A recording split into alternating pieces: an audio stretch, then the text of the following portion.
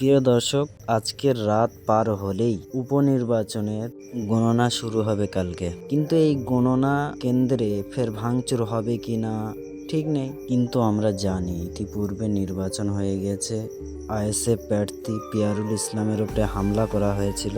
প্রিয় দর্শক, হাইকোর্টের আইনজীবীদের বক্তব্য, যদি সঠিকভাবে ভোট হতো আইএসএফ নিশ্চিতভাবে জিতে যেত। কিন্তু সঠিকভাবে তো ভোট হয়নি, শাসক দল তো ভয় পেয়েছে, সেই জন্য গুন্ডাগিরি দেখিয়ে ভোট ছিনিয়ে নিয়েছে।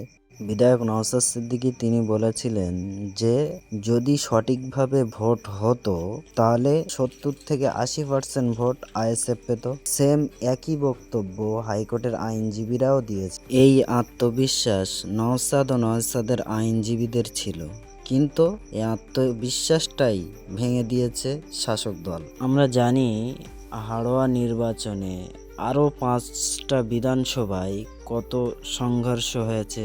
কালকের গণনা আছে, গণনা কেন্দ্রে ভাঙচুর হবে কিনা, কে জিতবে, আইএসএফ জিতবে না টিএমসি জিতবে? প্রিয় দর্শক, আপনাদের মূল্যবান মতামত অবশ্যই কমেন্টের মাধ্যমে জানাবেন।